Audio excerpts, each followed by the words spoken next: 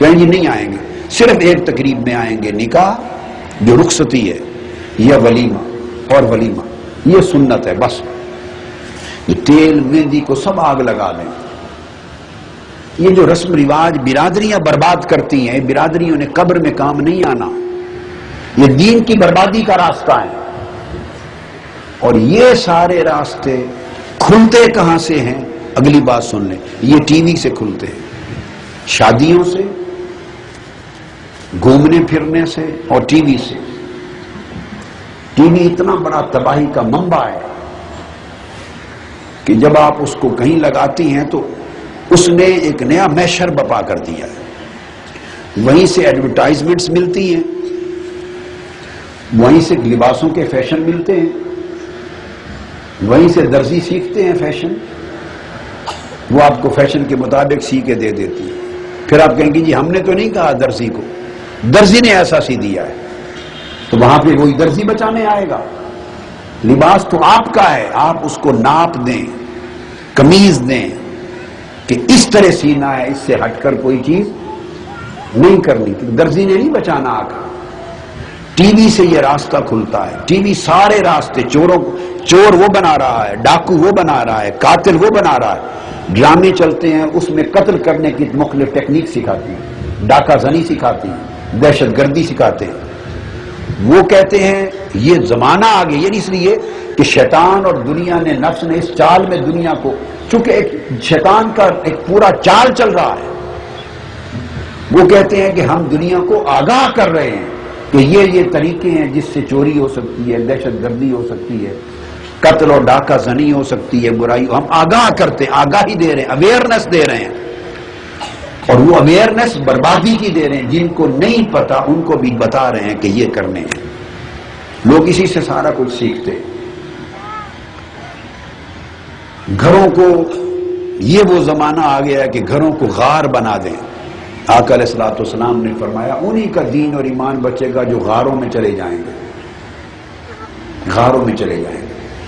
اب غار کا کیا مطلب؟ یہ نہیں ہے کہ دنیا اور شہر چھوڑ کے تو جنگلوں میں، پہاڑوں میں، غاروں میں چلے جائیں. نہیں، اس کی میں یہ تعبیر کرتا ہوں کہ گھروں کو غار بنا دیں گے، غاروں کی طرح گھر بنا دیں گے.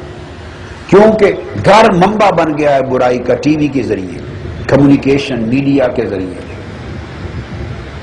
اور اس سے ساری برائیاں سیکھی جا رہی ہیں. وہ انسٹیٹیوٹ بن گیا ہے برائی کا.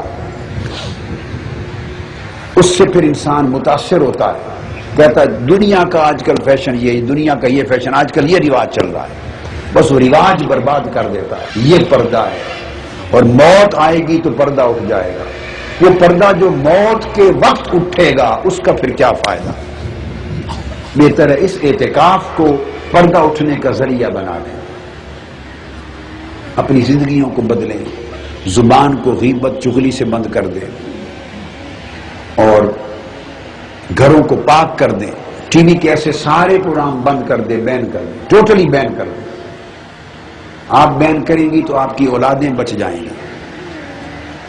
کیسٹیں لے جائیں، سی ڈیز لے جائیں، دینی پروگرام دیکھیں، دینی پروگرام دیکھیں، اپنی سی ڈیز لگائیں، ویڈیو لگائیں، دین کے پروگرام دیکھیں، تلاوت لگائیں، گھروں میں نعت خوانی کی کیسٹیں لگائیں، تلاوت لگائیں. ایسے پروگرام ہو تب دیکھیں. یا کچھ ایسے پروگرام جو اخلاق کو خراب نہیں کرتے، کبھی وہ آ جائے، خبریں آ گئیں تو کوئی اخلاق کو خراب نہیں کرتے تو وہ دیکھ لیں. آپ کے میچ آ جاتے ہیں، کرکٹ، ہاکی کے، فٹ بال کے ٹورنامنٹ آ جاتے ہیں، جس کو بہت شوق ہے دیکھ لے. کوئی یہ اتنی کوئی خرابی کی بات جو اخلاق خراب کرنے والی چیزیں نہیں ہیں. میں آپ کو تھوڑی تھوڑی چیزیں بتا رہا ہوں کہ جن سے آپ ان کو انٹرٹینمنٹ کے طور پہ لے لیں. ایجوکیشنل پروگرام آ جاتے ہیں، اگر کسی کو حالات حاضرہ کی خبر ہے تو فورمز آ جاتے ہیں، اس طرح کے یہ لیں جس سے اویئرنیس علم کی ہو، اخلاق کی، دین کی، ایمان کی بربادی نو. وہ بند کر دیں سارے. حتیٰ کہ چلتے ہوئے درمیان میں ایڈورٹائزمنٹ آ جائے، ریموٹ کنٹرول ہاتھ میں رکھیں، سمجھے نا کہ بریک آئی ہے، اسی میں بند کر دیں. وہ بریک ہی تباہ کر دیتی ہے، وہ بریک ہی کافی ہے. وہ صرف کی جو ایڈورٹائزمنٹ آ جانی ہے نا، صرف کپڑے ایسے دھونے ہیں، بس اسی نے برباد کر دینا ہے. وہ کپڑے انہوں نے ایسے کپڑے لٹکا کے نہیں دکھانے، وہ کسی کے پہنے ہوئے دکھانے ہیں، پھر دھلے ہوئے دکھانے ہیں، پھر اس مائی نے آ کے جو فیشن کرنا ہے جو کپڑے دکھانے کے لیے اس نے جو کچھ جس طریقے سے چلنا ہے وہ سب شیطان ہے، دنیا اور بربادی ہے۔ میں بیٹے میں غار میں بھی رہتا ہوں اور باخبر بھی رہتا ہوں۔ یہ اللہ پاک کا کرم ہے کہ چونکہ اس نے اللہ نے میری ڈیوٹی لگائی ہے مجھے، اس لیے دنیا جہاں چلی جائے مجھے بے خبر نہیں رکھتا اللہ۔ اب سمجھ گئے نا بات کو؟ تو بچے اس چیز سے، بچے۔ اور پھر اس سے اگلی چیز طاقتور کرنا، دشمن کو کمزور کریں کیا، اور خود کو روحانی طاقت بڑھائیں۔ اس طاقت کا طریقہ کیا ہے؟ اپنے آپ کو خدمت دین میں وقف کریں، دین کی خدمت کریں۔ عبادات کا رات کو میں ہمیشہ بتاتا رہتا ہوں، وہ سارے اعمال آپ بھی اپنائیں، خدمت دین میں وقف کریں۔ ہر خاتون ہو سکے تو اپنے علاقے میں منہاج القرآن کے نام سے حلقہ درود، گوشہ درود قائم کر لے، ہفتہ وار یومیہ۔ وہ ہمارے مرکز والا نہیں کہہ رہا، ہر ہفتے پیر کے دن، جمعرات کو، اتوار کو، ہفتے کی رات، جمعہ کی کوئی رات جس میں ہفتہ وار ایک گوشہ درود کر، اس کو حلقہ درود، گوشہ درود کہہ دیں۔ منہاج القرآن کے تحت گوشہ درود، بین خواتین کو بلائیں، آج اتنے ہزار درود پاک پڑھے گی تو درود پاک کی شغبت ہے، حلقہ درود رکھ لیں، حلقہ درود رکھ لیں، گوشہ یہ مرکز کا ہے، حلقہ درود رکھیں۔ اس میں پھر ایک کیسٹ سنوا دیں میرے خطاب کی پہلے۔ اب اس کو دیکھنے سننے سے مجھے ایک بات آ گیا، مجھے کسی نے پوچھا غیر محرم کو دیکھنے سے اعتکاف ٹوٹ جاتا ہے یا نہیں؟ تو علماء مفتی لوگ بیٹے جو فقہ کی کتابوں میں ایک جملہ لکھا بس اسی کو پڑھ کے چلتے رہتے ہیں۔ حکم کے ساتھ ایک حکمت بھی ہوتی ہے، ایک تفقہ بھی ہوتا ہے، ایک اجتہاد ہوتا ہے، کئی گوشے اور ہوتے ہیں۔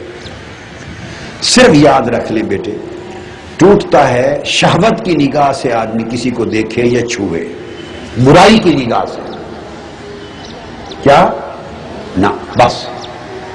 اگر برائی کی نگاہ سے نہیں، نیکی کی نگاہ سے دیکھا، تعلیم کے لیے سنا دیکھا، تربیت کے لیے دیکھا سنا، تو پھر تو دیکھنا اور سننا بھی برابر ہے۔ نہیں دیکھا تو سن لیا، کان میں تو غیر محرم کی آواز بھی نہیں پڑنی چاہیے اور آپ کی آواز بھی نہیں پڑنی چاہیے، تو پھر کہاں کہاں جا کے فتوے لگائیں گے؟ پھر تو غیر محرم تلاوت کرتا ہے وہ بھی نہ سنیں، غیر محرم کی نعت بھی نہ سنیں، تلاوت بھی نہ سنیں، قرآن کا درس بھی نہ سنیں، یہ نہیں۔ جو عمل آقا علیہ السلام کی سنت سے ثابت ہو اس سے چیزیں نہیں ٹوٹتی۔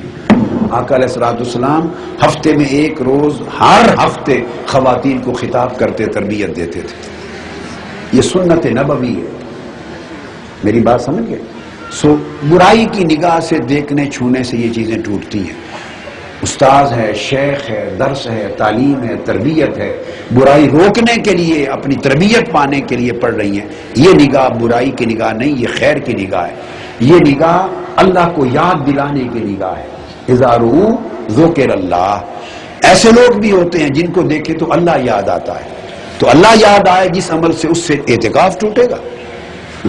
جس نصیحت سے اللہ یاد آئے، آخرت یاد آئے، اس سے اعتکاف ٹوٹے گا۔ کہ برائی کی نگاہ سے دیکھنا، اس سے وہ دیکھنے میں بھی پھر فتنہ ہے، پھر سننے میں بھی فتنہ ہے، پھر سفر میں بھی فتنہ ہے۔ فتنہ اگر ساتھ ملایا، جیسے میں نے کہا برائی، شہوت، بری نیت، پھر خرابی ہوتی ہے۔ جس سے نیکی ملے، جس کے دیکھنے سے نیکی ملے، دیکھنا بھی بعضوں کو دیکھنا ہی عبادت ہوتا ہے۔ ایسے لوگ بھی ہوتے ہیں، ہم تو نہیں ہیں ایسے، مگر اللہ کے ایسے بندے ہیں، ہوتے ہیں جن کو صرف دیکھنا بھی عبادت ہوتا ہے، تو اس سے تو اعتکاف نہیں ٹوٹے گا نا۔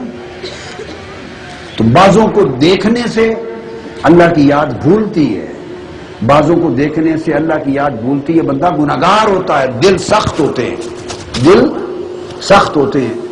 اکابر اولیاء، ائمہ، تابعین، تبع تابعین، بڑے بڑے اونچے لوگوں نے بتایا کہ بعض ایسی اعمال تھے جن سے ہمارے دل سخت ہو جاتے، دل ہمارے قساوت آ جاتی، پتھر لوہے کی طرح سخت ہو جاتے، اور وہ سختی نہ نمازوں سے ٹوٹتی، نہ نفل سے، نہ تسبیح سے، نہ ذکر سے، نہ قیام اللیل سے، نہ صدقہ خیرات، کسی عمل صالح سے دل کی سختی نہ ٹوٹتی۔